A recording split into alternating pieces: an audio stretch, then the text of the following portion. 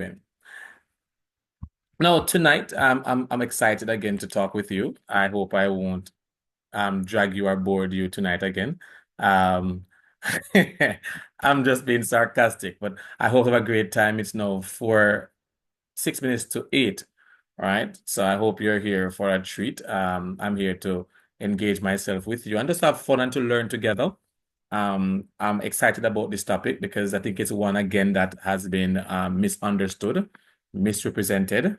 And so a lot of people, if they had really go through courtship and understand what they were doing, they would not end up in court. So that one came on the spot. That one came from the Holy Spirit a while ago. So let's get right. Let's get right into it. I'm happy and we're gonna have a great time. So let me just get right into the presentation because we want to have a great time and spend time together. So I'm sharing my screen. Let me know if you are seeing my PowerPoint, and once you're doing so, let me know. Are you seeing my PowerPoint?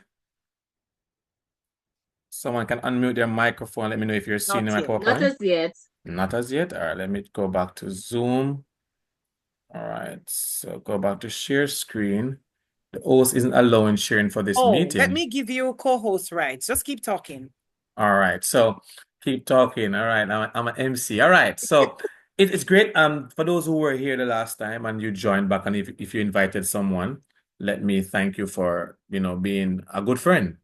Knowledge is what saves a relationship, and that's what I've learned from one of my mentor, Dr. Miles Monroe, that knowledge is what saves relationship. And when I learned that, in fact, he says that many relationships could have been saved if someone would have read a book or read a note. And trust me, just watching a few things and just reading some of his books have changed my life and my perspective. And what is interesting is that sometimes you think that how you think or what you do is weird until you can find somebody who shares similar views with you. And that's what happened to me when I met Dr. Miles Monroe, because I thought I was weird, how I thought and what and things that I would think about and reason about. But when I met him, I recognized I wasn't alone. And so it's very important that we share knowledge. So if you're seeing my screen, let me know so we can get right into the PowerPoint, the presentation. Seeing it now, sir. Great. All right, so it's a question. So tonight is a question that I'm asking you as I would have asked myself and still ask myself, am I ready for courtship? So we talked about single last week. I can't recap. I hope if you missed it, we're sorry for you, but I can't recap. But we really emphasize the importance of, spending time with self in order to be prepared for somebody else, in simple words. And so tonight we want to look, am I ready? Because everybody, if you ask them, they say that they're ready. They're ready for a relationship. They're ready for this. They're ready for that. In fact, when people are courting, you can't talk to them. You can't talk to them. They know it Amen. all. They know it Amen. all. And that's the first blunder. When you find yourself knowing all when you're courting, that's the first blunder and red flag. Because Reinforce you're that, treading Rev. on glass. All Yes, right? sir. Now, let me go. So, as per usual, we want to look at the definition of courtship. We want to look at some myth about courtship, somewhat similar to the layers that we had the last time. The advantages and disadvantages of courtship. What should be included in courtship? How long should courtship last for? Because that's a big question. People want to know how long can I keep myself from burning up. I want to know. So I think I have an answer for you. I'm not sure if it's the best answer, but I have one for you. Right? We want to also look at um, what's a healthy courtship experience, courtship versus marriage. Because since the next step is marriage, we really want to see what are some of the differences. Because the last time we looked at singleness, we looked at singleness versus courtship. So now we're going a step further, courtship versus marriage. So there are some differences, and we want to look at that, right? Should we have to jump to the next episode on marriage? And then if life permits us, we go to the other episode, staying married. All right. And so red flags during courtship, intimacy in courtship, courtship into marriage. All right. So basically, what is courtship? This screen is, hold on, let me try and move these layers. I can't, okay, I'm moving it to this side. All right, so courtship is generally considered to be the intimate stage of dating with a commitment that should flow into marriage. So unlike dating that we talked about the last time, singleness, that you shouldn't be into anything committed. So therefore you can date as many people, you can talk and have fun in terms of on those conditions we'd have shared. But when we enter into courtship, there's some level of commitment that is exchange, whether it is done consciously or not. It is exchange, and therefore it is very important that you understand that there's some level of commitment that you'd have made. And therefore, you can't be seen with Tom, Dick, and Harry, right? Because no, there's some level of commitment, right? This stage demands consciousness. So if you weren't conscious doing dating, it demands openness and transparency and God. Courtship is an opportunity to know yourself and others more sincerely. Courtship is commonly, and this is the first, we're not yet at the myth yet, but this is one of the myths that courtship is normally characterized by intimacy. Some people say, once we start court, it's time to get intimate. And that's where the problem normally starts, because you enter courtship. And that's why courtship for most people ended so quickly, because they became so involved intimately that, especially church folks, those church mouses, they had to rush into marriage. They had to be forced into marriage because this is where they got misguided, because they knew it all. And because they knew it all, they end up in a big problem. And then the only solution, which is at the worst, if you stay the way you were, is to get married. You do that. And for those church folks here who are traditional, I warn you tonight, if people are courting and they happen to even get pregnant or having sex, do not force them to get married. Let me go again. Do not force people when they have gotten intimate and gotten entangled into marriage. And I've seen this ever so often. Once someone got intimate, we say, go get married, cover it up. How can you cover up something? And then later on, a month after, 2 months, a year, if God bless them so long, they are separated. And you force them into something called marriage. So natural, and what you need to understand, that natural attraction increases exponentially during courtship. And that is why you have to be guided by a mature and a spiritual person or couple. And this is another big issue. Nobody wants to be monitored. Say And that that's again, why we sir. have the challenge in courtship. Everybody wants to start playing hide and seek like Adam and Eve. Because they don't want any mature person. Nobody should know them business. And that is why so much problem happens in as courtship would have begun. Another thing I would warn you as we talk about the prerequisite, the foundation. Never trust yourself. I don't know about you, but never, even as a married man, I don't trust myself. Never you trust us. And then people who are courting, Lord Jesus. They have I can do it, and they're telling you they can do it, and they can get the person saved. They're dating some unsaved people, and they say that they can bring them to the Lord. When did the Lord give you such power to save people? But this is what happens, because at this point, people who court, they're like teenagers who know it all. Adolescents mean adults without sense. And that's basically what people who court, they're like. They're adults without sense, because they don't understand it. One, you can't trust yourself. Two, you must be guided. You must be under some level of surveillance, because you can't trust yourself. Now, let's go. I'm going to come with an analogy, right? The last one, you guys loved it. I hope you love this one too. So what can courtship be associated with for us to understand what it is? All right. So courtship, first understand, courtship can be compared to an enthused individual who is anxious about driving. However, before it is safe for him or her to do so, he or she must first apply for a TRN. Talk to me. In fact, when I did my license, there was not so much red tape like now. And now you have to do medical for your learners. You have to do one bag of stuff. And so you have to get the ID, your TRN. You have to conduct a medical and sometimes do a theory exam for just the light, just for the learner's permit. And lastly, even when you do all that and you have your permit, you are authorized not to drive alone. You need a licensed driver. So yes, you have the permit. Yes, you say you can drive. You drive for 10 years now, but the law says if I catch you in a vehicle by yourself, you will be charged. And that's what courtship is about. You have a license, but you still can't drive. Yes, you're in a committed relationship, but we're not supposed to see you certain place. You're not supposed to be doing certain things unless you have a licensed driver with you. So interestingly, the driver cannot be just anyone. They must have had a license for more than 3 years. More than 3 years. There must be some qualification so you can't have any and anybody being your licensed driver.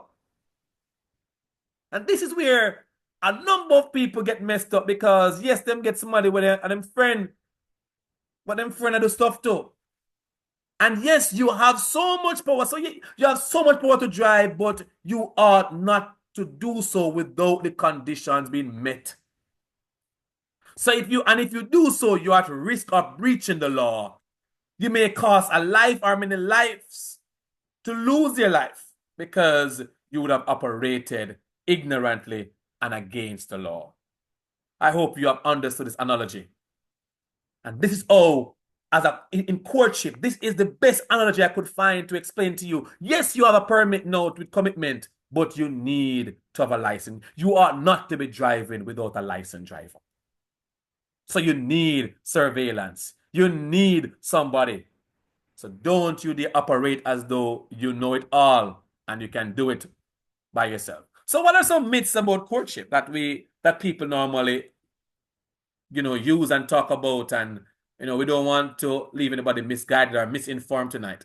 So it said sex must be involved.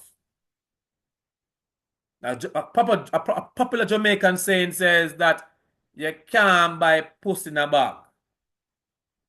And so this is what people say when during courtship. They say that we cannot get married without we know how each other can do them thing. People say them not get married unless they know so you can do your thing. And so they enter the marriage with some preconceived idea.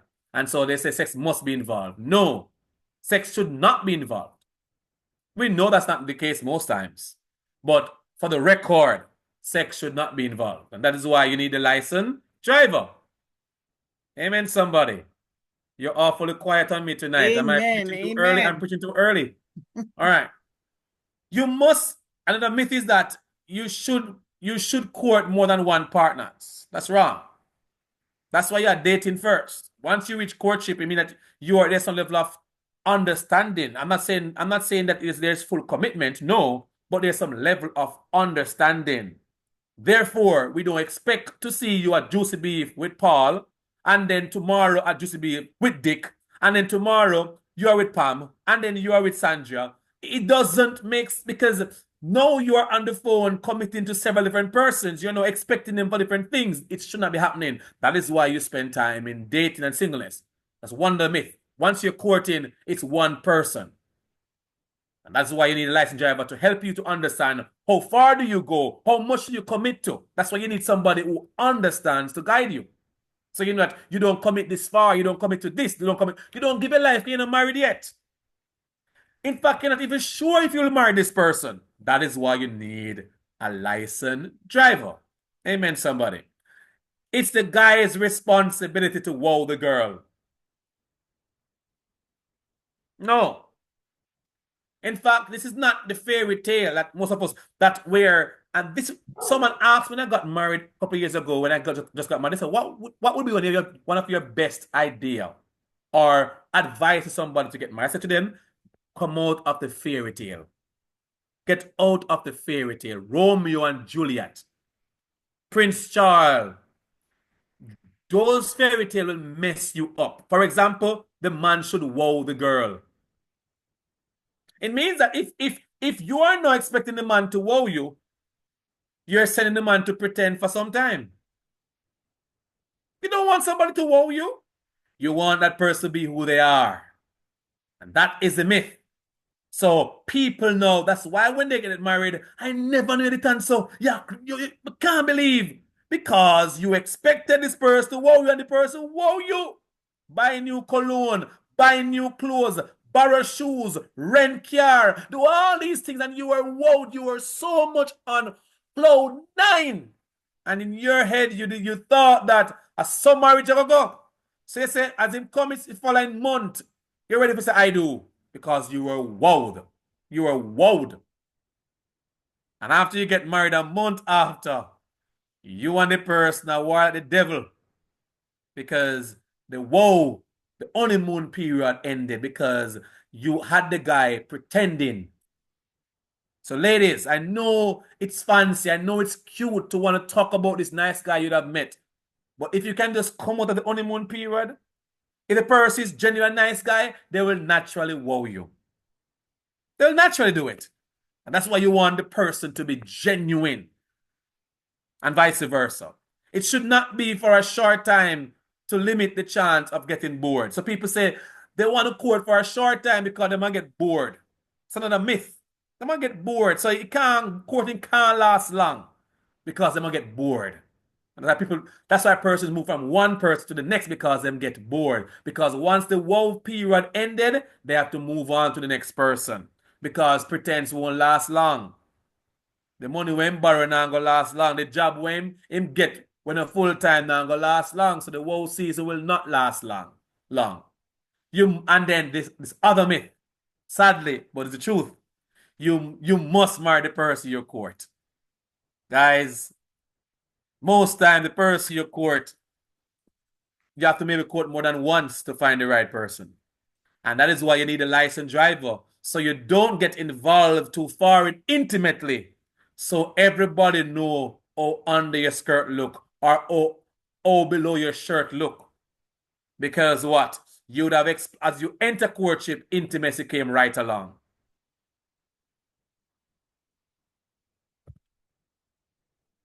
Now, I'm not sure if anybody have any addition to my myth before I move on. I always ask because I'm growing old now, so there may be some new stuff that I'm not familiar with. And in young people, you want to share some myth that is trending, that has gone viral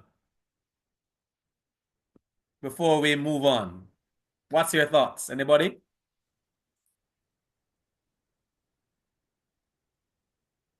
Don't tell me just quiet and listen to me a chat. So no myth? No, You can talk certainly in not. the Sir, mic I'm not. anything. I can't think of any new one. Probably I'm not so young Or and you and get I to are in the know same what age is group. Many young trending people here. where courting And is people say you're as concerned. young as you feel. So some person you might be older than I am, but they are very young in their spirit. But I want to emphasize the last one that you said, that you don't necessarily have to marry the person you court. I think that is crucial for us to understand that and for it to really hit home.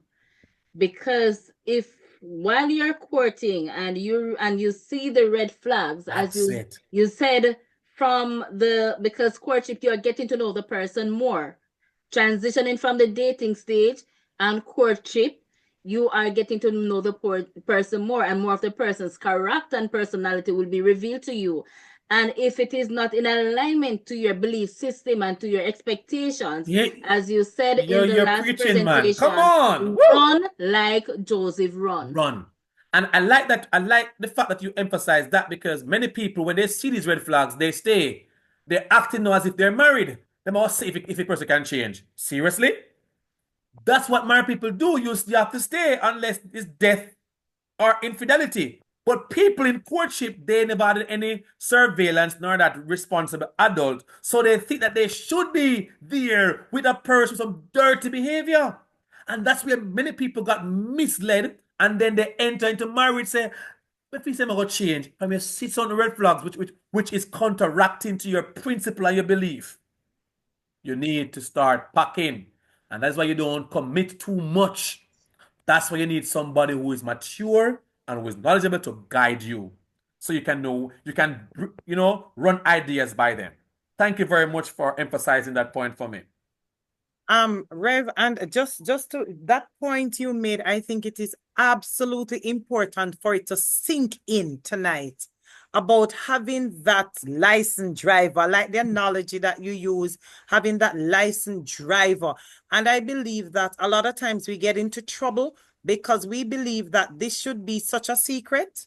That's The it. courtship should be such a secret. Nobody should get into our lives at this point. We're making it together. And I'm telling you, there are some persons there with a whole wealth of wisdom. Let me tell you, you spoke earlier about Miles Monroe, and irrespective of what anybody thinks about Miles Monroe or thought about him prior to his death, I learned so much from that man. It is not funny. The point he made about the fact that if a man really is just begging you to marry him, you should run. That is a disaster. We soon get to that. You should run. Exactly. And he did. Tashika and his raise. Very good. And yes. I like you touch that point too. I'm happy you touch it too. Because most time when you find people hiding who they're courting, it's it's already a red flag because they don't want people to see who they're courting. Because people have questions. So already, if you're hiding who you're courting, something is already wrong. So you see why it's common sense. Many of us, it's common sense. If you're hiding who you're courting, something's already wrong. It's already wrong. Tasikia, your hand is raised. You can go ahead. Hello, good night. Thank you for accepting my raised hand. Sorry, background's a bit noisy, but never mind. Speaking from both personal and vicarious experience, dating courtship is the time when we ought to have our feelings and have them resolved or not resolved and walk away. Many of us wait until we are married. And marriage is not about feelings. The feelings pass after you say I do, because you're now under covenant. And covenant has nothing to do with feelings. But I feel how me feel and I'm done. It's about what you said and what it is. So it's during the dating courtship era that we are allowed to feel and not feel and say yes and no. But we are so uneducated about this. That is it, uneducated. And it is such a taboo topic even in church, because the elder folks, I think we keep our young people at bay when it comes to these things, and it's causing a lot of challenges. We are seeing so many divorces because people are getting married without being aware of what they're doing. I got married 18 years ago, and if I knew then what I know now, I'd probably still not be married today, because it's the most dangerous thing I've ever done. And I'll say the second most dangerous thing I did was have children, but I won't get into that. But marriage is the most dangerous thing anybody can do. You can thief and go figure out to fix it out between you and God. But when you get married and there's a much moving parts are involved. Listen, and young people need to understand this. I would do anything to be able to constantly speak to young people about it. Please mute your mic. Who's that? I would do anything to have a constant engagement with young people, to let them understand the seriousness of the covenant, so they can understand that you cannot go into this lightly. I went into marriage lightly because, I'm going to be done with college and I'm in church, yay! And I'm going to graduate college and just get married and have kids. The fairy tale. It was just all butterflies and roses.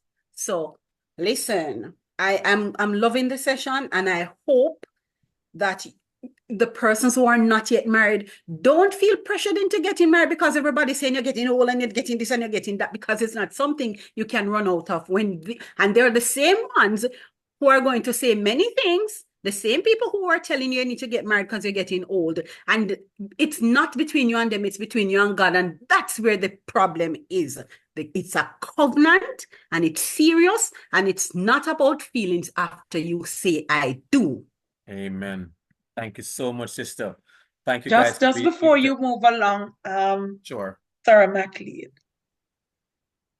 just to weigh in on what the Sheikah said just now. Yes, it is a fact that the reason why some people go into marriage, because many persons, we know that many persons saw the things that they did not like, and they still played blind to it, because if they don't, the church who already knows, the community which already knows that they were dating / courting this individual, even as a woman, is going to start looking on them in a negative light if they do not go to the altar. And I think that is the reason why many persons go. It is what others will say if they don't go. Oh, I remember she was engaged to this guy, and last year she was engaged to that one, and she's still not married, and now I see her talking to this one down the road. And it is always the women. A man can engage 5, 10 different women and nobody has a problem with it, you know. But as long as a woman dates more than one man and people know about it, you have a problem once you don't marry to them. And I think that is where the big issue is. So most of these marriages that people go into, and in a matter of a year or two, have to file for divorce because they just can't deal with the weight that is getting heavier over time. It is simply because of what people will say. It is nothing about what they want, but it is everything about what people will say. But until we get it right as the church, because the world will never get it right if the church doesn't get it right, you know. That's right. Until we get it right as a church, sadly, things will just continue the same way. Thank you. I'm not sure if you're through, but thank you so much for adding your pieces to the discussion. I appreciate it, because I wanted for it to be interacting and for us to really understand that it's not a one-man thing. And so what are some of the advantages of courtship? Something similar to what we'd have talked about in singleness. You will have an idea of the opposite sex. You'll get an opportunity to showcase who you are genuinely, respectfully, and consciously. You grow holistically, being balanced, learning from each other. You see yourself through the eyes of another person. Because many of us, we don't know who we are until someone else is in our space that can say, no, man, you're selfish. You're not kind. Because we think that everybody lies when it, like, for example, our parents lie when they say it to us. But when somebody who you're dating says it to you, it allows you to really look into yourself, to check to see if, you know, somebody really selfish. I don't listen. So it gives us an opportunity to see ourselves through someone else's eyes. Right? You get a chance to be a detective. Yeah, man, a detective. Observing each other to conclude a case. So we all are private detectives in courtship. You should be, I'm not saying you're going to be pessimistic and everything you see like bad something you start saying, no, and that person and my person. No, because we all have our rough edges. But I mean that you are there to understand, you're there to see what if the stories make sense. You are your own detective. What will your report be? All right. Now let's get into the disadvantages of courtship. It should have been courtship here, not dating. So degrading of yourself, when you enter quickly and prematurely, you may open yourself to be degraded. You may find yourself being unable to trust people afterward, because the first person you court, You never laid ground rules. You never had that licensed driver with you. So you made some premature decisions and commitment that tarnished your character and made you feel so embarrassed. So now you are unable to trust somebody else. Broken heart, a very popular thing. Almost everybody who court gets some form of break heart, right? Their hearts would have been broken in other terms. Some people, because of the commitment they made and how far they went into courtship, and how premature and forced right they were, they end up having suicidal thoughts, want to kill themselves afterwards, taking overdose. Because they can't believe this person had 3 other girls on a date, or this woman had 4 of them on a date, a court rather, sorry, or had a child and they never knew that they had a child. So much things and they gave their all. Sometimes they find that they were in different country and one was making a good amount of money and sending money come to Jamaica or whatever the case be, and never knew the person was mismanaging their funds. They were scamming them. So these things lead to suicidal thoughts, bankruptcy, embarrassment. You don't want to go to church any longer because people don't talk about you. The risk of intimacy that creates an uncontrollable fire that burns with serious impact. And if we read Solomon 8 verse 4, it talks about don't awaken love before it's time. It's like a wildfire. The negative exposure to knowledge can cause death, drunkenness, immorality. Because sometimes you court some people who have some messy lifestyle, but they pretend. And so when you risk some level of intimacy with them, you find out now that they were very sexually promiscuous. They were even bisexual. And you can't believe you slept with this person who bisexual. They were trying to hide themselves into the marriage with the opposite sex, but they're really an homosexual. And these things are what comes up upon you. That's why you cannot be so in this wow moment. You have to be that private detective.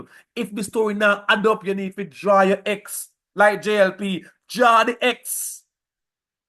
Running with the law. Some people, in fact, if we follow the world and the world principle, like police record, resume and cover letter. If some people were to produce resume and cover letter and police record, many of us would not even enter courtship because you'd see their track record.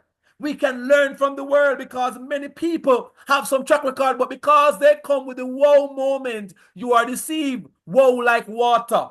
You can't be deceived because just check out them police record, man. Check out something, man. There are some stuff there. So you're gonna have to waste of time so you have a court them because if you just read them resume and read a cover letter or ask them to account for some time in their life, you see exactly who they are before you even enter courtship. Background check is important. Thank you. You have to do background check. Don't get caught up in the honeymoon. You will be surprised and disappointed. Untimely and premature decision making due to individuals being impatient. Because when you start to awake that intimate, the sex and the foreplay and all these things, it allows you to be impatient and allow you to think irrationally. And that is why people hide them, put them in court because they got involved intimately. So now they are entangled in a cobweb. And no, they can't have nobody guiding them. Andrea Samuels, go ahead. I see your hand is raised. I'm not sure if by accident you can go ahead if you want to. Yes, sir. I purposefully raised my hand. It's a good thing I'm not blind. As you mentioned about getting the records, the police records, and all of those things. I find that we tend not to try to delve. We try to go away from delving into person's background. I don't know if it's the wow factor that dazzle our eyes, while we tend not to try to do. We're not the first person in the relationship to be in a relationship with this person, and so we tend to neglect to question them about their past relationships, not even on an intimate level, but also relationships with their parents, relationship with their siblings. Because when we can get this background information, it gives us an insight as to the personality. We don't waste no time. Right. In Right. fact, So if I may maybe add more, like in America, credit check. You've married some people as a married, they're bankrupt because a bag of bills you never know about. yes, Yes. and we Lord merge gosh, into that Yeah, let me mess. stop preach, yeah. Let me Then behave myself. bankrupt me. I have a bankrupt idiot. Lord gosh, let me continue. Let me continue. Hand is up. Listen. You had this big plan to get married, and this person had so much, all some loan we never know about. But they come in a nice white sneakers and clean shirt and sweet cologne and say they have money and they have accounts when they are broke and bankrupt. And that's what you're going to marry.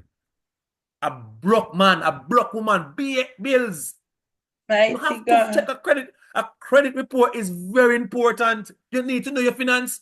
I need to know who I'm marrying. Yes, please. They need Oh a boy. bank account. They need a bank account. Some don't even have a bank account. Hand away, my Lord hand. Jesus. But we And want then to I go marry. pan for me, so them better have for them. Everybody have their own things. Let me go on quickly. I come in one job to something tonight.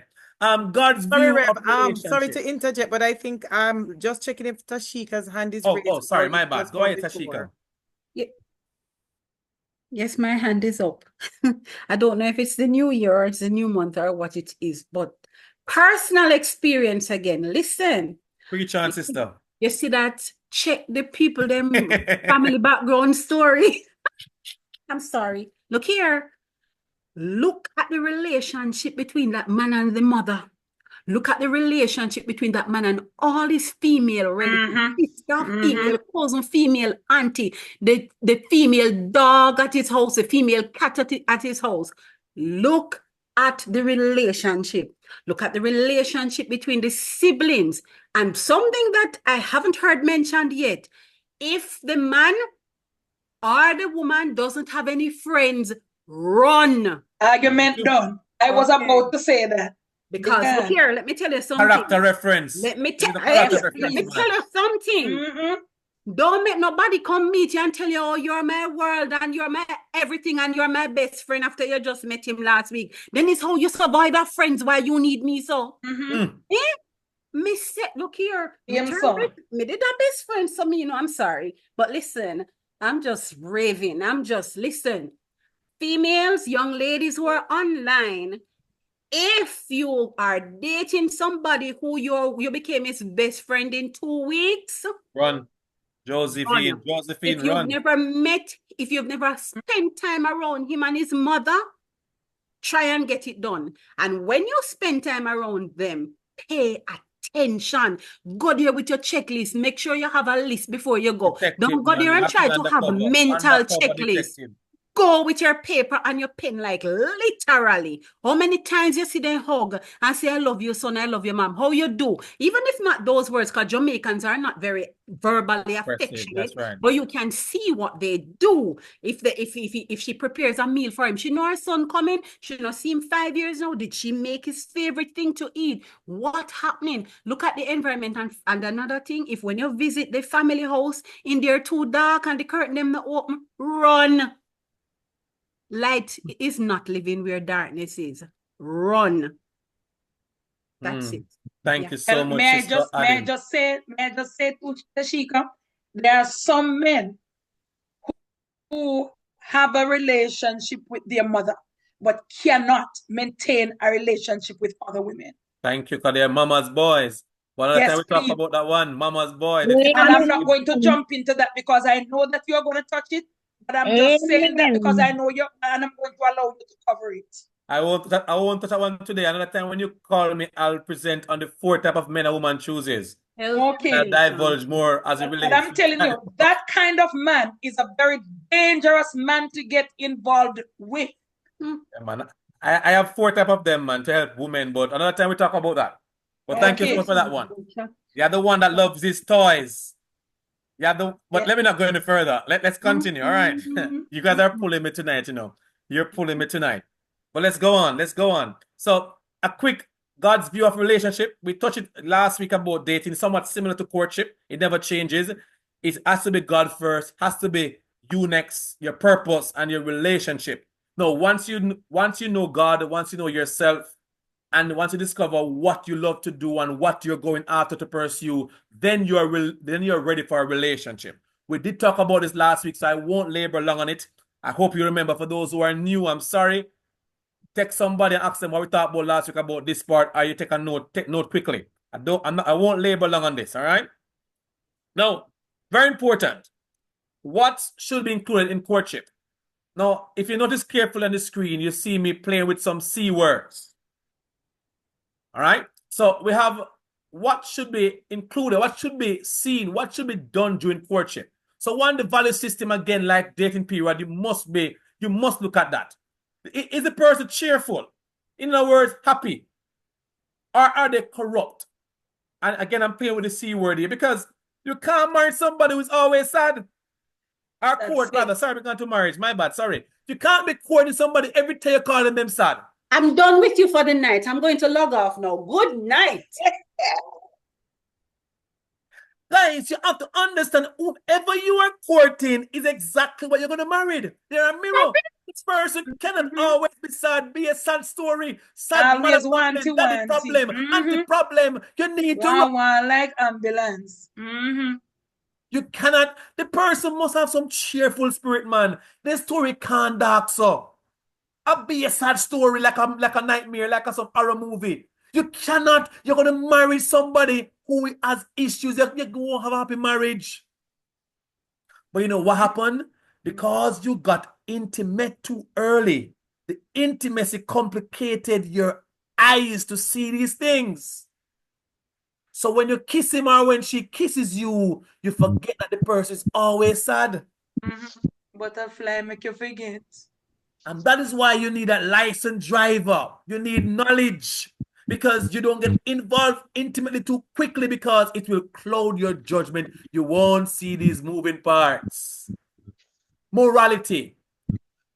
When you court, it's an opportunity to test and prove the person's character. What is character? In simple words, this is the unseen individual that is not seen to the public, but one revealed in private. So the character is so, when your person have a true character, it means that whatever they are in public, they are the same person in private. But many of us got misled by the public figure. He can preach, he anointed. Talk to me. What it's like at home. He's a parasite. But he can preach, he can sing. The parasitic. Get caught up with the public image, but the character, the private person you don't meet yet, and that's what you meet when you get married. That's what you can't rush to. You have to be a detective spiritually. What's their religious belief? What's their view on family, homosexuality, eating the partner? Because some people watch something on internet and then watch something, and then enter marriage with the same idea. You married a man, but his mind was corrupted. Because when he was younger, he watched some pornography, some stuff will mess up his mind. But him tell you, him hide that part of him. And when he enter marriage, he want to try some stuff where you're not comfortable with. And that's the reason why you have to talk about him something here. If you don't want to talk about him too holy, you need to say, brother, go and go pray to your God and stay far. Because these things, these fetish, these disorders, these personality will come out, but they're hiding it. I'm tired to talk to people with these issues and counsel them. Vision. Vision is really, in this aspect of it, is career. Guys, let me tell you something. Sex, money, and dignity run marriage. Let me go again. Sex, money, and respect run marriage. You see the person and a career, person and a future certain way, in a matter him preach like Paul, and he want call down water from heaven make rainfall. Be careful. Because you got broke and he can't go feed you. Argument done. Career is very much important. Me not say must have a degree and set like thermometer. Now say must have a big job, or she must have a big job. But they have one There skill. must be Skill is some power. ambition and something going on for them, Yes. which is consistent. Mm-hmm. Because many people got bankrupt from before the wedding day. After they get married, they can't buy gas to cook food. After Mclean, plenty let of me Brazil straight interject. out, none can buy back. Go ahead for me. I'm seeing Kaylia Powell in the chat saying ambition is important. And I think I want to highlight that some more ambition, because when we're courting, we should not see the end product of the person. So we should get to know the person as to where they are now and their projections for future aspirations.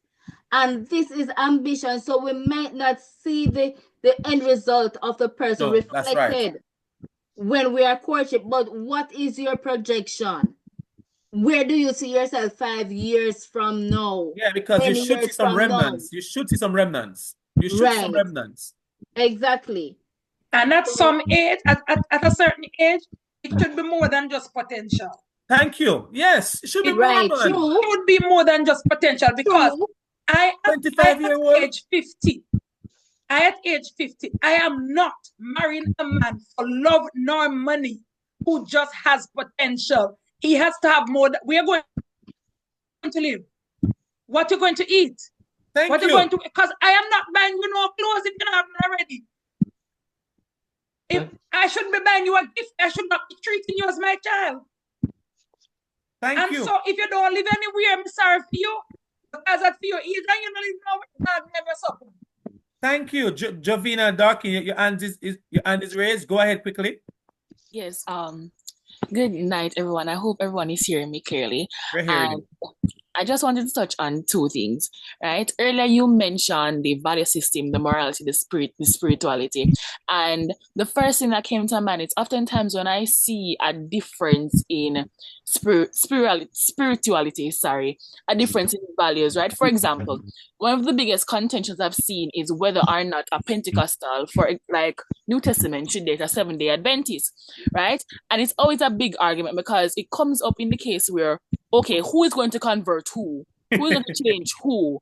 Who is going to change whose view on homosexuality? How are we going to compete this tug and war, the entire relationship going into marriage to change who? Right? When there's a difference in these things, it's always somebody trying to change the other person, shifting the dynamic and making the relationship imbalance, essentially evoking an unequally yoked relationship. Right? And to touch on the second point, right? It is my firm belief, I saw somebody say this and I've adopted this belief. It is my firm belief the only person who thrives off of potential is God, because he put the potential there. I cannot see the future.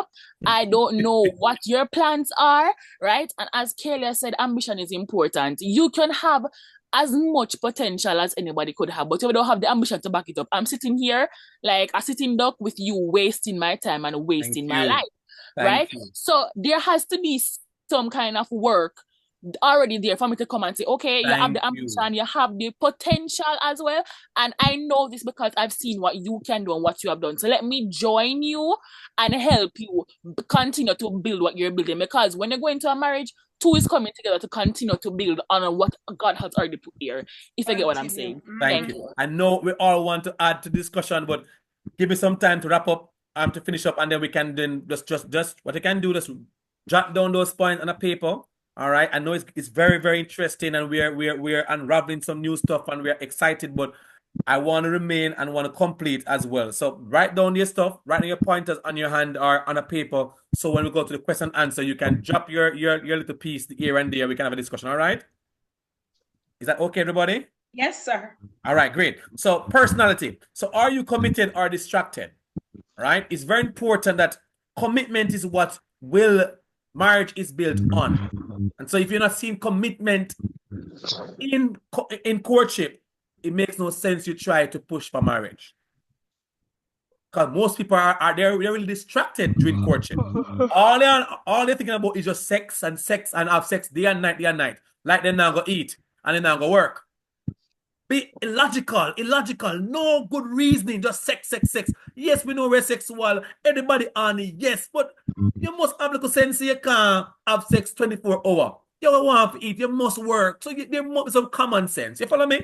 Must be some common sense, man. All right.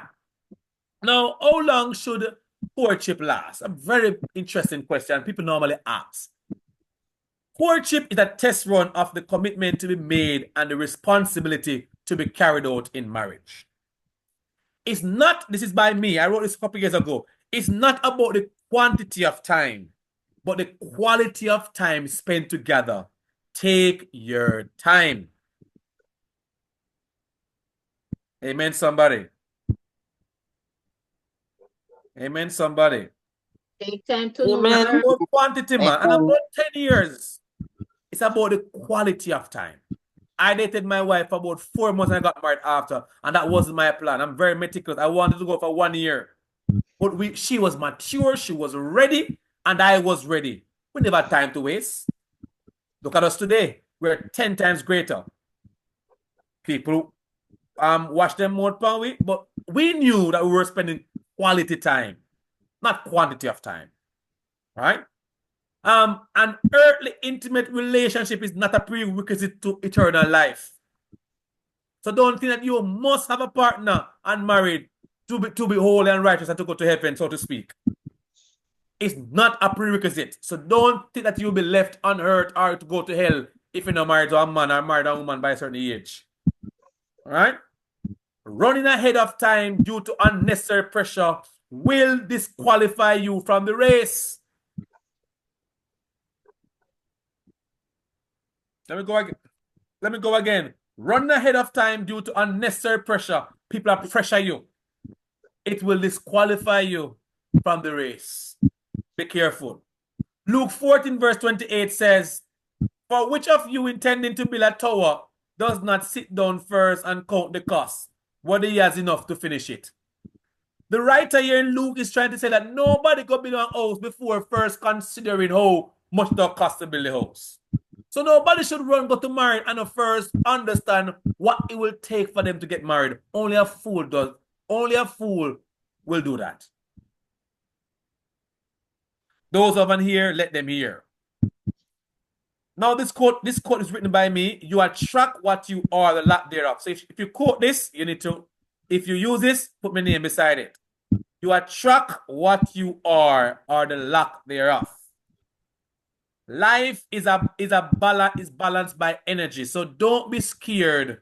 Just work on you, and the best of you will attract the right you. That's me again. What am I saying about this? Stop worrying about the man or the woman you want to save and change them. Work on you, because whatever you are, you'll attract the exact energy. Am I making sense, guys? There's something in the atmosphere, in the spiritual realm, that when you're good, you must attract good somebody.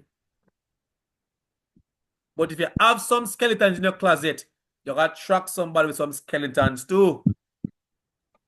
So stop worrying about the other person and worry about you. Work on you. Work on you being selfish, you being kind, you being patient. You can cook, you can clean. Work on you, and education, a career. Work on you, because you will attract exactly what you are. And also be careful too, because you will also attract something that you lack.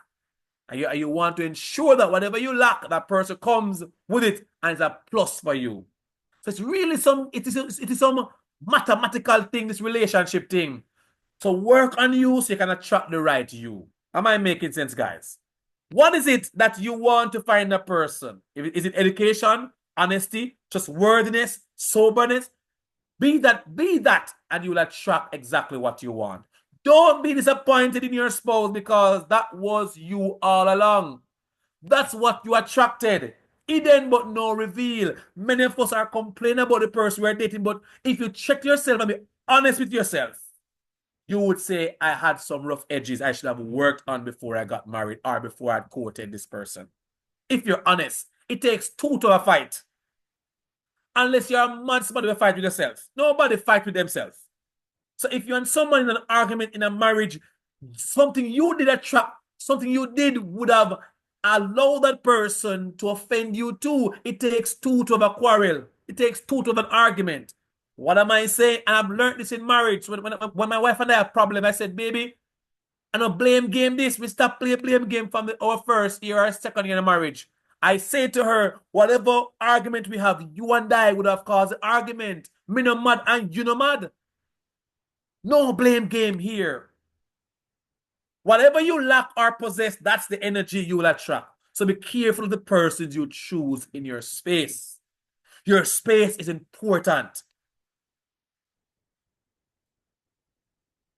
Desire God and work on you, and everything else will fall into place. Stop being like Einstein. Stop fix people. You're not there to fix nobody. People should work on themselves. In fact, I always say this. If you were good, when you get with somebody, you should be better. If you are already better, when you meet somebody, you should be the best of yourself. If you find yourself going backwards, you make a bad mistake, a wicked one. Because if you were already good, think about it. It's science, it's physics. If you were already good as a person, you work on you have your education, you work for yourself, you seek the Lord. How can you marry somebody will make you worse off? It don't make no sense. When two people could become one, they should be better than their individual self before. When they come together, they should be greater. And if they work better, they should be the best of themselves. In other words, when two people get married and start to come together, their life will look better. If your life look worse, something was unequally yoked. That's the problem we faced. I hope I'm not shouting at you. I'm getting very excited, so forgive me for shouting. What's an healthy courtship experience? We talk about the licensed driver. So never lie to your responsible adult or mentor or friend. Don't lie. That's why you want to find somebody who you can trust, who you can share some stuff that if something sex happen, you can talk to them and they won't judge you. They will help you come out of it. So I'm not saying you should just find anybody and anybody, because sometimes during courtship, things happen. Fire and fire come together and get more fire. Pregnancy come into play. You want somebody who can guide you. You start thinking about abortion and all this stuff. You want somebody who can be a good a good conscience, to help you navigate that turmoil and that turbulence. That's why you want somebody who is a licensed driver. Not for 1 year. Have years under their belt to guide you, that you can talk and share your darkest things with them. Always inform somebody of your decision making. Getting a second opinion might save you a fortune. The person, you might have said, abort the baby, and the person might say, don't abort the baby.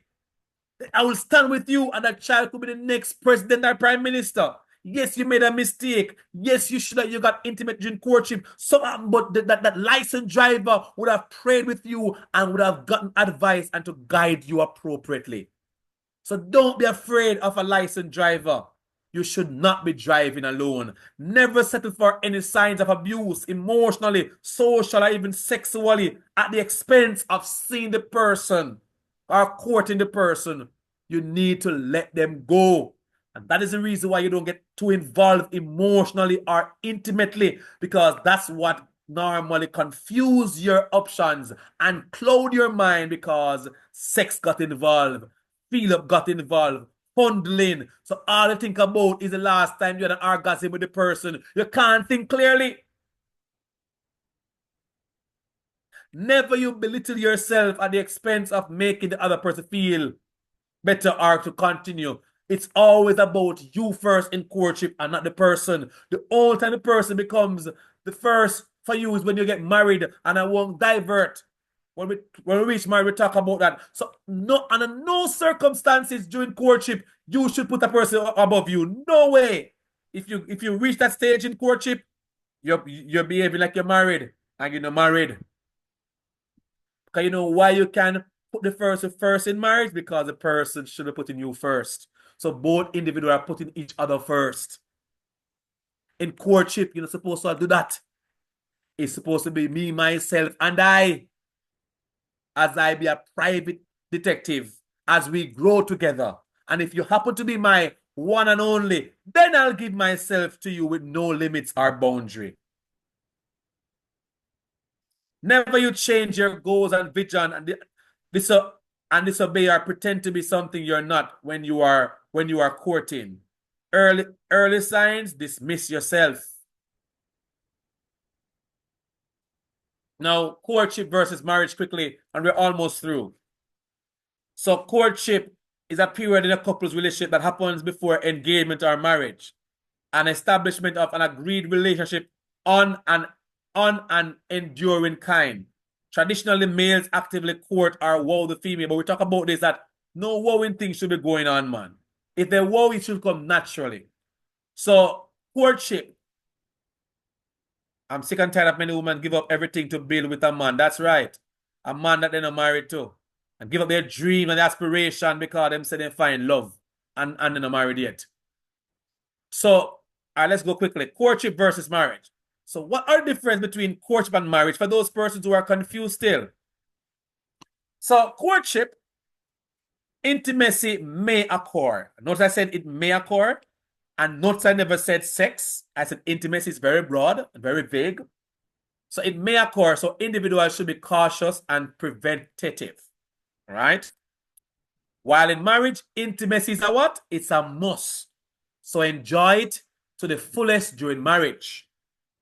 During courtship, financial expectations are communicated and committed to mildly. So nobody should put a big commitment. I'm going to pay your light bill. I'm going to pay your rent, and you're courting somebody. I will pay your rent. Seriously? That's what married people do. You're courting, bro. Sister in your court. You can't say I'm going to pay the man rent. I'm going to pay your rent. What you going to do? He'll pay my car loan. What are you doing? Sorry to be shouting, guys. In marriage, though, finances are shared and spent. There's no secrecy. In courtship, intentions are to commit into something serious. Marriage, individuals are bond and committed to forgiveness. In other words, the only three escape them have, or two rather. They are bounded by forgiveness. So when the man and the woman get problem, you have to forgive them. And the only two reasons you have to leave the marriage is death or the person cheats on you. And even that case scenario, the Bible said, if it's possible, forgive, reconcile. If you can actually live through the divorce, live through the infidelity. I'm going too fast. But in courtship, you should be careful of commitment. But in marriage, you only have two-way out. If the person dies or if they cheat on you and you know of it. And even when they cheat, as I said to you, the Bible said if it's possible, forgive. During courtship, awareness or supervision is at will or discretion. During marriage, responsibilities is to God, self, and the other, your spouse and your children. You are employed 24 hours. You're never off shift. You're never on holiday during marriage. That is why you need money in a good career so you can pay some money to stay with the kids them. And you can pay and go hotel. And pay because, you know what? You have no excuse. You are employed 24 hours. No holiday. No break. It's like you are enslaved when you get married. And that is why you need knowledge. But during courtship, you can have a supervision of your licensed driver at will if you want to, but I'll advise you to. There's no pressure. And then during courtship, never fake it to make it. But in marriage, you have to trust God, His word, and model the right couple. You have no way out. For those we did explore this in dating last time. It's somewhat similar to courtship. Be aware of scammers. Hurting people, they hurt people. So once somebody hurt you, they are hurting. Be aware of people who pretend and they impersonate somebody else. Be careful of sharing important content online, banking accounts. These things should not be shared during courtship. And so much people, them gone, them share them account with the person, them a join account and they are courting. Lord Jesus, help them. Lord God. Always listen to your gut and get a second opinion if you are in trouble or in doubt. Red flags when you court. What are some red flags? We talked about it earlier. Pressure to get married. Anybody pressuring about marriage? Run like Joseph, run. Pressure to have sex. Run like Joseph, run. Always changing their plans and schedule. Run like Joseph, run. Always broke and requesting you to spend money or send a money come. Run like Joseph, run. Has no plans for their future. Their stories are just ridiculous. Run like Joseph, run. Their past is questionable. There are gaps in their life that cannot be filled or understood. Run like Joseph, run. They have no desire for knowledge, but only gossip and cheap talks they give. Run like Joseph, run. Intimacy and courtship. Lust is so with courtship, lust is focused on the physical attraction and not the goal of getting to know the person. Lust never lasts long. We call it infatuation. It's like a little chemical. It's like a gas wind. Comes and it goes quickly. Emotions cannot be trusted. They are active for a short period of time. For those who do chemistry in high school, you learn about atoms and chemicals that they move quickly and then they subside or they settle. That's the thing about lust and this hype feeling and the whole wow feeling and the honeymoon period. It will not last long. That's why you don't get too intimate during courtship, because it will confuse you and you will think it is love when it is not love, and then you will make a decision on that. So you're gonna marry the person because you just feel like they are the right person. Feeling the run marriage. Someone talked about it earlier. Just like how feeling don't run your Christian life, because if you follow how you feel today you feel saved and tomorrow you feel like a backslide. Feeling a run Christian life either. You have to know you're saved and believe you're saved and trust that you are saved. It's the same is true about marriage. And you have to know say you're married, believe say you're married, and pray say you're married. And when you feel like you don't feel right, because feeling a run marriage. So don't make a decision. Never make a permanent decision on a temporary situation. So not because you have sex, it means that a person is the right person because you get to a nice position during sex. That is wrong, my dear. It's an emotion. It will blow off. And reality will kick in. So don't make a permanent decision to marry this person because them can't have sex good. You're being a fool. Because that's an emotion. It will not last long. Because very soon you're going to fight. And you want to kill the same man where you get good sex. You know, make no sense. People going to laugh after you say you're too fool. And it's why you don't show sex. Sex is an emotional expression. And that is why it is left for licensed drivers who understand the road and know corner and know highway and know to pay toll. That's why you go drivers. When you can't pay toll, you go back road because you understand the pocket. That is why you don't enter into sexual relationship during courtship, because you don't understand how toll costs money. You don't understand how vehicle costs money, because you don't want a licensed driver a borrow the vehicle and a fear vehicle. Stop borrow sex. Sex only belongs to you when you're married. When you are just stealing sex, it don't belong to you, so you don't understand it. That's why you go write off and to cost you one lifetime insurance. No for no cripple from sex. Cripple from some sexual encounter because you say you must have sex with a person here. How dare you? You're going to get right off and some accident leave you limbless, dismembered, paralyzed. Can someone preach with me? That's what some accident cause. It caused them to never drive again. So you run, so you must get peace.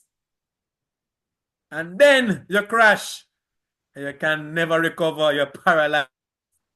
That's what you run into marriage. Because the sex sweet. The kiss sweet. Something that lasts for about 10 minutes. You make a decision for a lifetime. Oh my God. Let me just calm down now. 10 minutes. Some even last so long. For 1 minute. Yes, sir. And you make a lifetime. I must marry him. He's my breath. I can't live. I can't breathe without him. My boo. 1 minute stand. You can't live without somebody. Oh, Jesus. Let me go, yeah. Let me finish up. I think I am boring you guys and I'm getting too emotional. Courtship demands openness, while lust promotes sin, secrecy, immorality, and seductivity. It's all a bunch of mix up and blender. Leave it alone. And that's why you want a licensed driver. Should you encounter an accident, you can run and say, oh, how do I go about insurance? What is my insurance? What can I do in this situation? Don't drive without a licensed driver. I beg you. As we wrap up, sex often begins with pleasure and ends with responsibility. Are you ready? A fairy tale relationship doesn't exist. Keep pursuing it and you will reap sorrow. Always address red flags. Avoiding them will cost you a fortune. A perfect individual doesn't exist. So to find the best problem and commit to it. Words are cheap. Actions are expensive. This is the quote by Kevon Mclean again. Which one will you buy? Cheap words or action which is expensive? During courtship, be careful of these things. Masturbation. But we can't talk about all these things now. Time is up on me. I must stop right now. So, I think I'm almost through. Summary. As I close off, love is not a feeling. So for those who talk about they fell in love, all I ask people who talk about them, they fell in love, I said to them, I normally ask and say, when will they hit rock bottom? Because whatever falls, it must what? Hit rock bottom. So don't fall in love. Don't fall in love. Choose to love somebody. You cannot fall into it. It's not a, yeah, I like this. It's written by Kevon again. So quote me. So love is not a feeling. You cannot fall into it. It's not a theory. You cannot study it. It's certainly not philosophy. You cannot quote it. But rather, love is a choice you make that blossoms into a gift you give to another. It's a choice. Nobody no force you. For God so loved the world, he chose to come and die for us. Yep. Nobody forced him. He chose to die for mankind. Nobody no forced if he married nobody. So when you're going a problem and box down and kick down and bankruptcy, no blame nobody, no call God's name. You went without a licensed driver. You say you know it all, and you buck up into something for your business. That is a choice you made. Be careful of who you choose to love because they might not choose to love you back. Boy, I love that one. I love that one. Be careful of who you'll choose to love because they may not choose to love you back. And this is what many people get. They go choose to love somebody and a person will choose to love them back. You cannot give something you have never experienced or possessed. So love God, and you will be able to love another. The best love you can find first is the love of the Lord, and you can love somebody else. And that is the end of me with my 2 babies. My wife is missing, but next time you'll see her. God bless you, and thank you for chatting with me and listening to my big mouth. Thank you immensely, man of God, Kevon Mclean. Well, what can we say? It has been another engaging and interactive session. Whoa. And of course, that analogy that came as it regards to giving us a real life example of what courtship should be, the driving. If you're just a permit, if you just have a permit, you cannot drive by yourself. And it's still not the driver's license. There are still limitations, even when you have a driver's license permit. All right? So bear that in mind, people of God. And I know that the time so far is far spent, but it has been rich. It has been rewarding. It has been enlightening, and it has been engaging. And so I know that there are persons who are burning up with questions and comments. They have long been in the chat and the hands are already raised. I do not even have to ask for persons to raise their hands. They are burning up. They are like Jeremiah with the fire shut up in their bones tonight. And so, in order, Kalia Powell, I know that you are burning up. Come on. Let's hear what you have to say. Good night, everyone. So before I say my comments, I just wanted to compliment Mr. Mclean. Sir, I really like the approach that you came with this topic. I love your bluntness. I love the fact that you just say what you want to say, right? You're just open.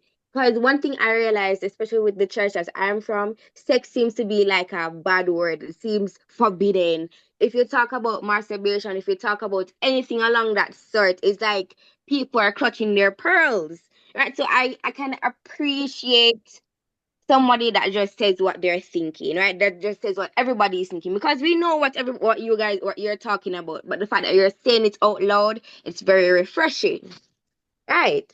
So the comments that I had earlier, right? With pertaining to the comment about ambition, I wrote down that while ambition is very important, you need to act on your ambition, right? Because ambition is a strong desire to achieve a goal. But if all you have is the desire and you don't have the actions to back it up, all you have is desire, and desire cannot really buy anything or cannot do anything, right?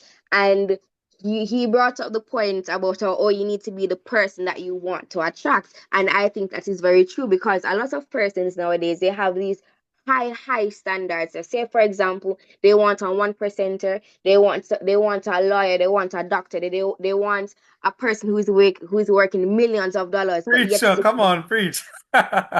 minimum wage. So I don't understand, because if you're only working $16,000 a month because the government raised the minimum wage, I I think a want lot. liar, I want doctor. I don't understand, right? So, and another example, if you want a well-established, kind, God-fearing person, you yourself needs to be all of these things. So you cannot want a kind person, but yet Oh still. God, this is beautiful, beautiful, beautifully said. Wow.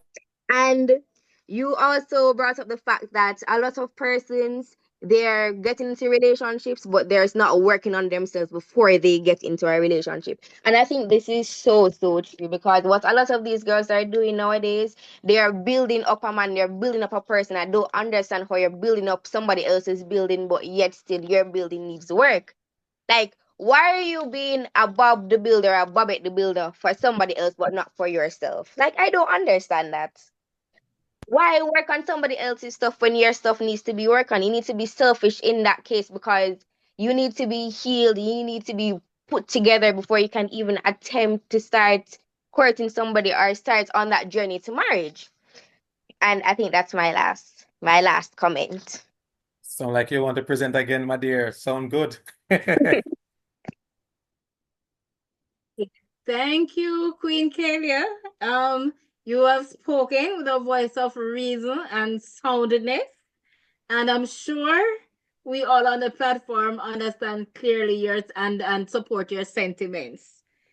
All right. Now on to Jovia Dawkins.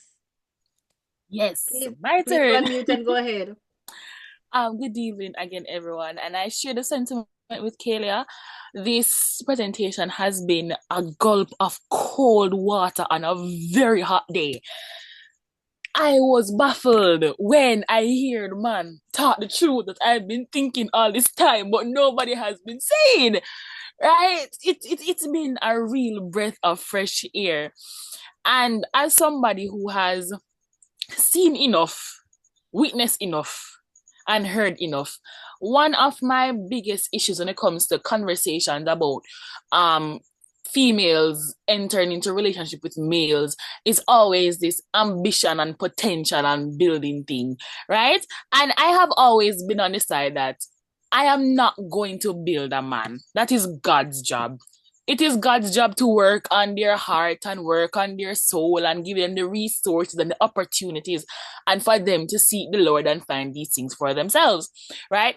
But in conversations, especially I've heard, especially older females telling the younger females that, oh, you shouldn't look for the rich man. You should find if you find a nice man and he has the potential and you see the potential and what's going, you must build with him, right? And when you build with him, he's going to sustain you. I've seen situations where the woman goes, she drop herself, go build with the man, and the man say, all right, you're not on my level, now go find somebody else.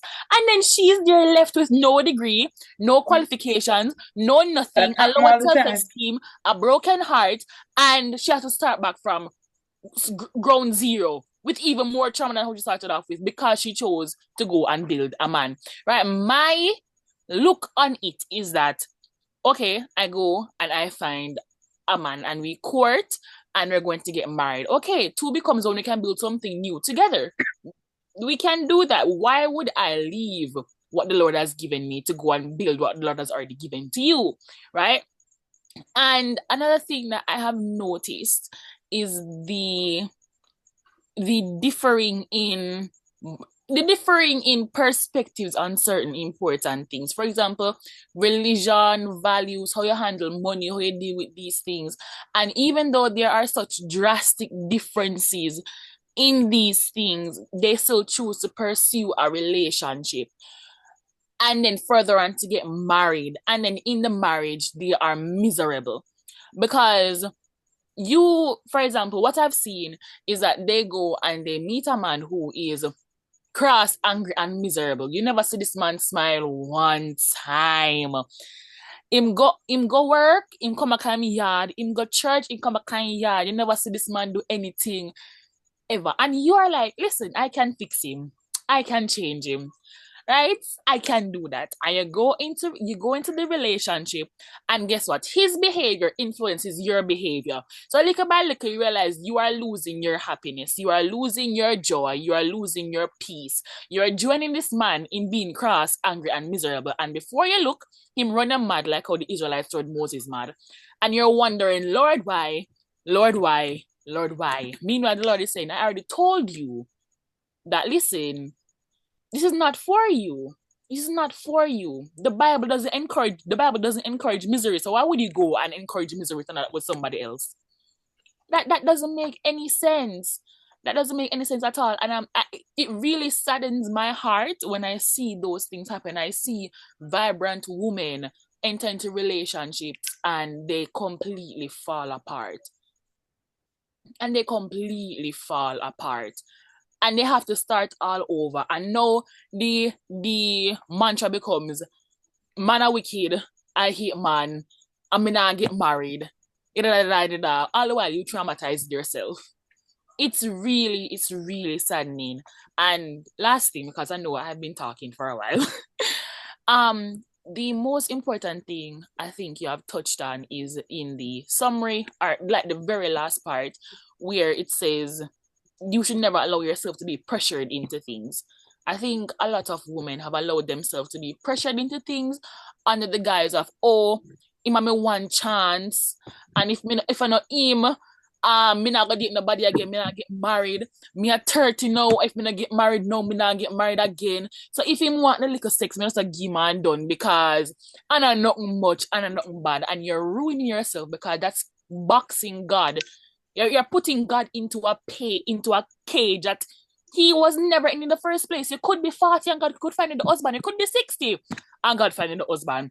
Sarah had a child at 99. God can do the impossible. You're still on your journey. So do not allow yourself to be pressured into anything, into giving money, into sex, into changing your values or perspective on anything, because God can give you much more than you can ever imagine in a romantic partner. Do better for yourself, man, and do better by God. Don't shame God like this. I thank you. Good night.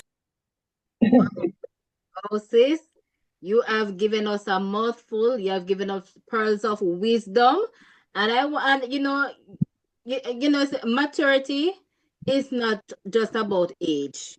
Age is just a number, because what you have shared with us, and I would say that you're a youth. You sound to me like you're a youth, but you have given words of wisdom, and you have spoken to somebody's heart tonight. with what you have said. You have really spoken. I believe wholeheartedly that you have spoken to someone's heart. You have been an encourager to someone on the platform. And I just bless God for you and the perspective that you have, even as you prepare yourself for marriage. And Queen Tashikia. Good night again. I am quite grateful for this platform and especially grateful for this presentation. I'm sitting here doing introspection and, thinking about conversations I've had with persons. One of the things that hit home for me tonight through Dr. Mclean, I keep calling him that and I'll just continue. You attract what you are or aren't. You attract what you are or aren't. There are many broken people who are attracting broken people. And what you have is what you can multiply. So what is being multiplied in that state is brokenness. And as individuals, both persons could be very good people, but they are just two people who were not healed, who found each other, and misery loves company, and that has multiplied. I heard Glenn Samuels once said, if you could imagine the man God meant, you would not today be the man content. And that is something that resonates with me because as I shared today with some students, God created everybody and he loves everybody and he has placed purpose in everybody. And no matter how we have fallen out of grace with somebody, it doesn't change the relationship that God has with that person, or the love doesn't diminish the love God has for that person. And so even in our marriage, when they're not working out, if we could take the approach that this is humanity. This person is still created by God. This person is still loved by God. And look at it from that perspective. We're on a path to healing, but instead we have self-erosion, marital erosion, and we defy purpose because we went ahead of God. We didn't ask. We went ahead of God with our two broken selves and defy purpose. What was meant to be something good turned into something, and the devil laughs. So we see battles against flesh when it's really not against flesh, but principalities and powers of wickedness in high places. And that is what's happening in marriages. Even the ones that are wholesome have those battles. How much more so the ones that were not created for what God intended? They were not purposely created. So I ride on your idea that we are to seek God and work towards self-actualization. And the Bible says, seek ye first the kingdom of God and his righteousness, and everything else. The young lady just knows. There is nothing that God cannot do. And he says, if we delight ourselves in him, he will grant us the desires of our heart. But we have missed that. I don't know if we're not understanding what it means, or we think it's a fable, or we're reading the Bible outside of context. But what he says is what he means. If you delight yourself in me, I will grant you the desires of your heart. And the desires of your heart, our hearts, are placed in us by him towards purpose. Towards purpose. And so he's working for our good to reach the purpose that he intends for us. So it's really about imagining the man God meant so that we're not presently the man content, and seeking God towards self-actualization.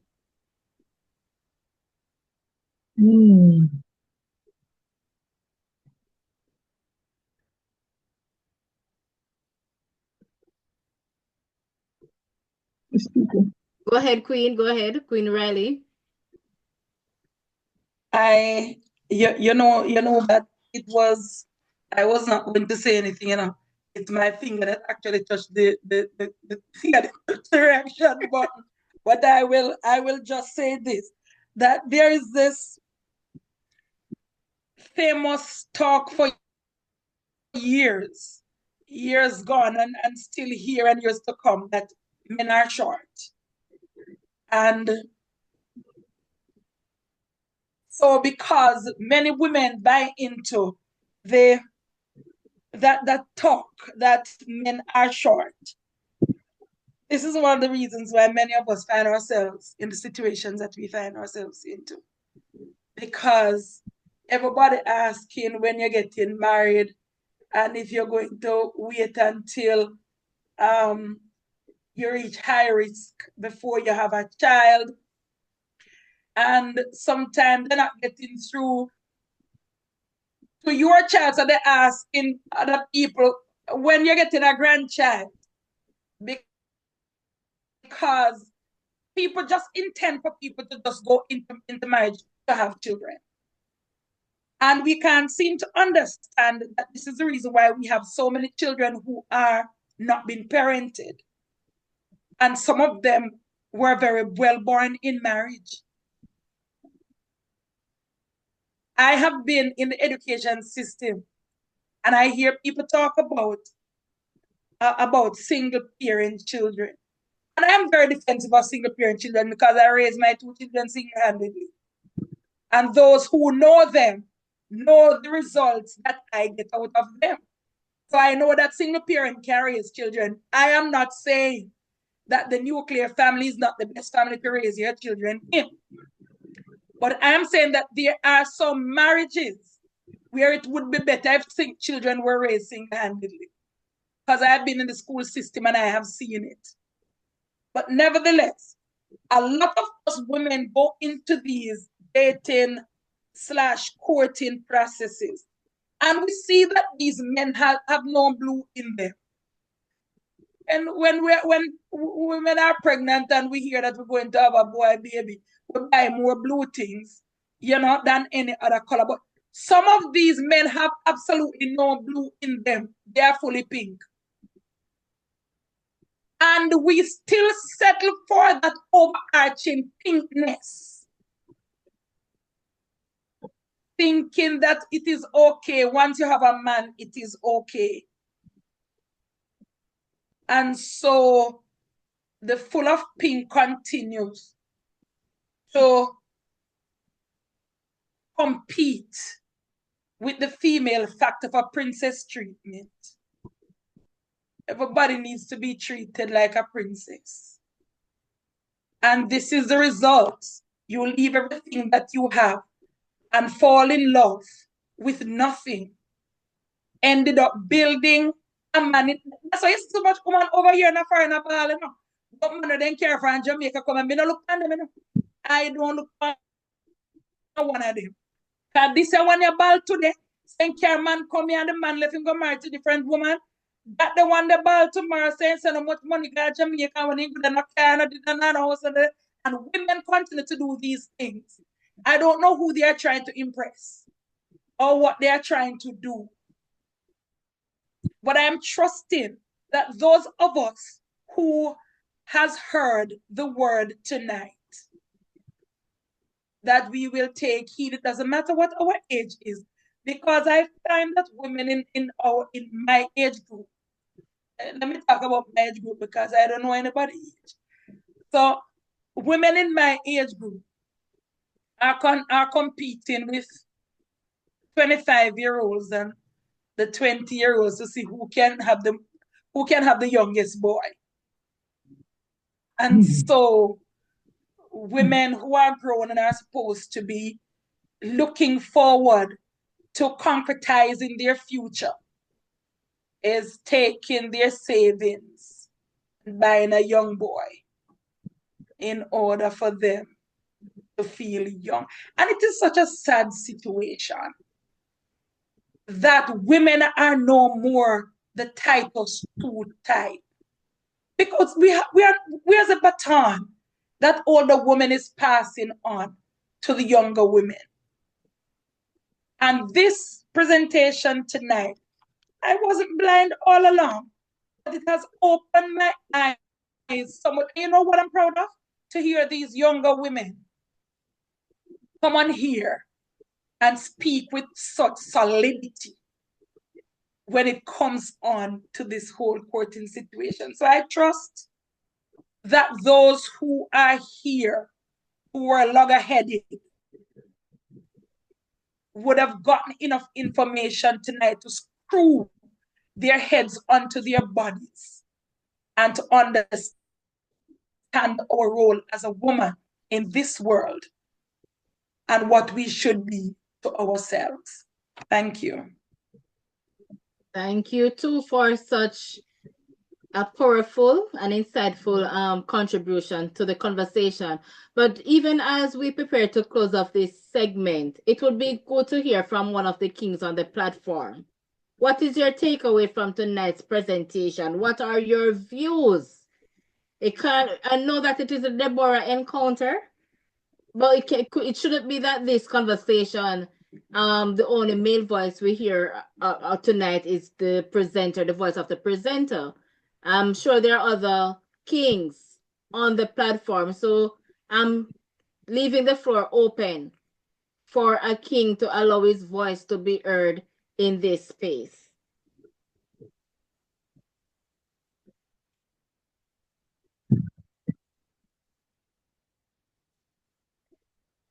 No king on the platform that is willing to take up the challenge and to let his voice be heard on the matter of courtship, what has been explored so far, the views that have been shared. I'm willing to share. Hold on. Is there a king that wants to share?